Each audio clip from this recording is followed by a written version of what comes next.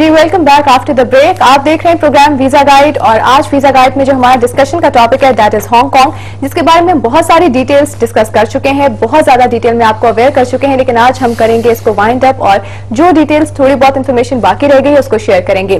Contact details जो है वो मैं आपको एक दफा फिर बताते चलूं। आप हमें लाइव कॉल्स कर सकते हैं एट 04236309046। इसके अलावा आप हमें ईमेल कर सकते हैं एट visaguide@kohinoor.tv या फिर हमारे फेसबुक पेज पे जो है अपने क्वेश्चन हमें सेंड कर सकते हैं। हमारी कोशिश होगी कि एज सुन एज पॉसिबल जो है आपकी प्रॉब्लम्स को रिजॉल्व कर दिया जाए। सो हांगकांग के बारे में लून साहब डिस्कशन स्टार्ट करें। हम स्टार्ट कर चुके हैं इनफैक्ट, आज रैप अप करते हैं इसको। हाँ जी, स्टडी वीजा को बेसिकली हम डिस्कस करते हैं। An application for a visa entry permit to enter the Hong Kong for study may be favorably considered if is admitted to a private school, registered under the education ordinance and post secondary college। Again उसी तरीके से एक ये होना चाहिए, यानी वहां पे आपकी सबसे पहली बात है कि आपको रजिस्टर्ड होना चाहिए, एनरोल्ड होना चाहिए। Takes up studies in a full time locally accredited post secondary program including short term, part time, locally accredited taught postgraduate program or full-time exchange study program for not more than 1 year at degree or above level। अच्छा, for not more than 1 year। 1 year का जो है उससे ऊपर का ना हो, और यानी आप पार्ट टाइम भी कर सकते हैं, फुल टाइम भी कर सकते हैं। ये ऑप्शंस हैं आपके पास। ये ऑप्शन सारे। इसी पे मजीद बात करते हैं। कॉलर हमारे साथ वेट करें, उनसे बात करते हैं। हेलो, अस्सलाम वालेकुम। वालेकुम जी, कौन बात कर रहे हैं? मैं असद बात कर रहा हूँ। असद कहाँ से बात कर रहे हैं? मैं लाहौर से बात कर रहा हूँ। मैंने सर से ये पूछा था, मैंने यूके के लिए वीजा अप्लाई करना है। ठीक, तो मुझे उसके लिए क्या क्या चीज यहाँ से पाकिस्तान से चाहिए होंगी? एक तो पासपोर्ट और मेरा उसका नाम क्या है, बिजनेस जो होता है उसके पेपर, तो उसके अलावा जो मेरा बैंक स्टेटमेंट है। ठीक, तो उसके अलावा मुझे बिजनेस मेरा अपना जाती है, लेकिन मेरा NTN नंबर नहीं बना हुआ। अगर मैं अप्लाई करूँ बगैर NTN नंबर के, क्या वो एम्बेसी यूके वाले मान लेंगे उसको, या फिर NTN नहीं बना के मदद करो अप्लाई फिर भी मान लेंगे? चलें, ठीक है।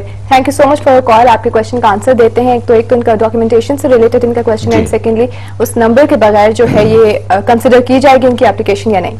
सबसे पहले तो ये है कि 2 कैटेगरीज हैं। एक तो ये है कि अगर आप विजिटर हैं तो उसमें आप टूरिस्ट हो सकते हैं, बिजनेस विजिटर हो सकते हैं, स्टूडेंट हो सकते हैं, स्टूडेंट विजिटर हो सकते हैं। मतलब visitor is some other category, मैं विजिटर्स की कैटेगरी की बात कर रहा हूँ। दूसरा है फैमिली विजिटर। अगर आप फैमिली विजिटर हैं तो उस सूरत में आपको वहां से स्पॉन्सर चाहिए जो आपको स्पॉन्सर करें, और उस स्पॉन्सर की एलिजिबिलिटी ये है कि वो स्पॉन्सर आपको अकोमोडेट कर सकते हों। उसके लिए एक उन्होंने अंडरटेकिंग साइन करनी होती है और साथ अपने डिटेल्स लगाते हैं जो आप अपने एप्लीकेशन। जी बिल्कुल।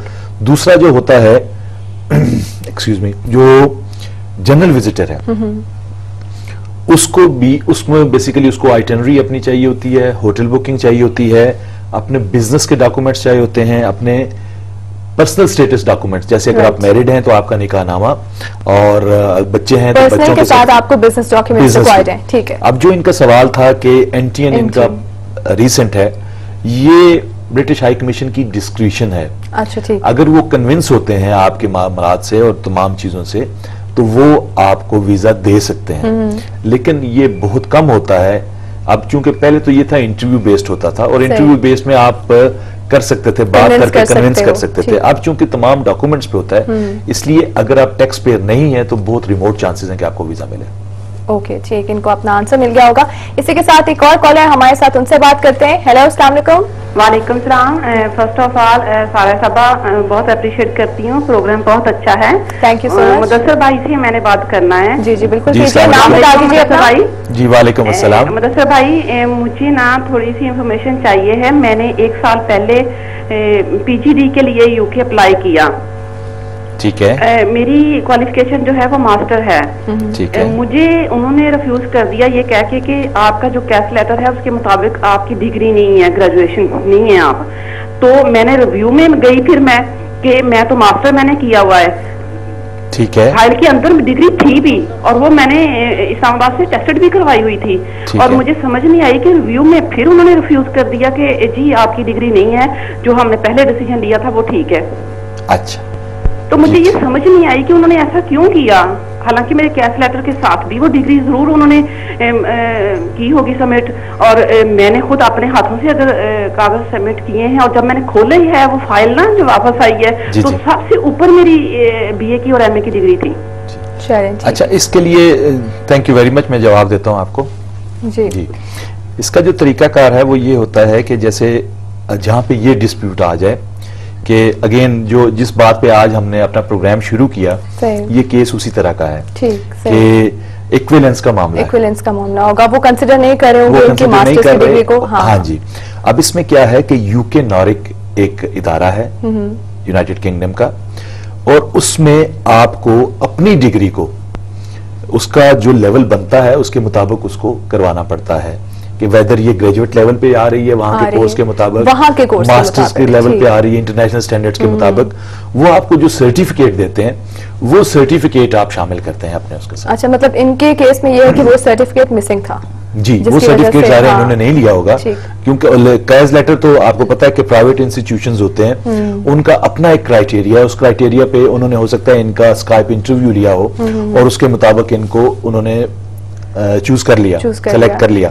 लेकिन जहां पे बात आ जाती है वीजा ऑफिसर्स की, एंट्री क्लियरेंसेस ऑफिसर्स की, उनको कन्विंस करने के लिए आपको अपनी डिग्री को यूके नारिक से अगर आपने उसकी कॉम्पिटेंसी देख ली होती, इक्विवेलेंस देख ली होती, तो शायद ये इशू ना होता। अच्छा, बेसिकली इनका इशू है कि इक्विवेलेंस का प्रॉब्लम आया, जैसे हमने अपना प्रोग्राम आज स्टार्ट किया था कि हम जो है पीछे रह गए थोड़ा सा इंटरनेशनल कम्युनिटी से, और उसी चीज को हमें जो है बूस्ट अप करने की जरूरत है। जी हाँ, और सारा एक चीज खास तौर पे हमें गौर करनी चाहिए कि कैश लेटर ठीक है उसके 30 मार्क्स हैं, लेकिन जो एंट्री क्लियरेंस ऑफिसर है उसकी डिस्क्रिशन मौजूद है वो, और उसको कन्विंस होना जरूरी है आपके वीजास के लिए।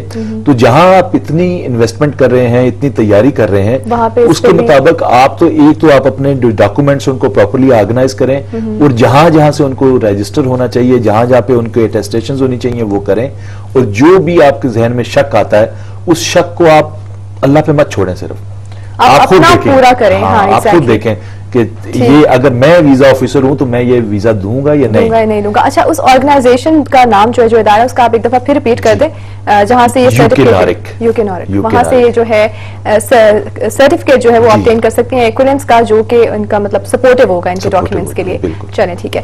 हांगकांग में हम स्टूडेंट वीजा पे बात कर रहे थे। जी जी बिल्कुल, हम उस पर वापस आते हैं, और इसमें यह है कि the applicants as 5 years and 8 months, क्योंकि इसमें हम लोग सेकेंडरी की भी बात कर रहे हैं ना, तो वहां से लेके प्राइमरी एजुकेशन के लिए ये है, और below the age of 20 for secondary education. मुराद ये हुआ कि नॉर्मली जो हम बात कर रहे होते हैं वो आफ्टर सेकेंडरी एजुकेशन की बात, हायर एजुकेशन की बात करते हैं, लेकिन हांगकांग में ये भी ऑप्शंस मौजूद हैं आपके पास। The applicant holds a school acceptance letter to confirm that he she has been accepted for a course of study and the applicant is able to meet the fees of the course. ये वही requirement आ गए कि जो बाकी मुख्तलिफ जगहों पर financial criteria को जो है वो मीट करते हैं, उसको भी मीट करते हैं और आपके साथ हैं।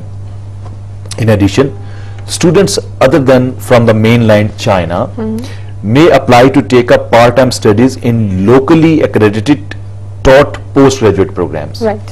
ठीक है जी।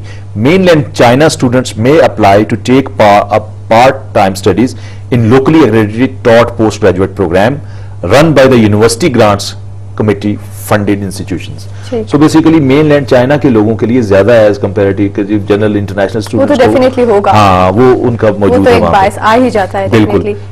Mainland China students may also apply to attend secondary school level short-term exchange program approved by the Education Bureau. So ये बेसिकली ये हमारे साथ रिलेटेड नहीं है, लेकिन फिर भी अभी तो मैंने कुछ मेरी नजर में भी गुजर रही है कि कुछ तो चाइना और हमारे जो रिलेशनशिप थे ना उसके मुताबिक अब लोगों की नेशनलिटीज भी चेंज हो रही हैं, नेशनलिटीज भी चेंज हो रही हैं, तो उसके अंदर हम उन लोगों को भी काउंट करते हैं, उनको भी हम अपने ऑडियंस के अंदर जो है वो शामिल कर लेते हैं। फिलहाल हमें जाना है एक छोटी सी कमर्शियल ब्रेक पे, ब्रेक के बाद वापस आएंगे, अपनी डिस्कशन को कंटिन्यू करेंगे, आपकी लाइव कॉल्स भी इंक्लूड करेंगे। Stay with us.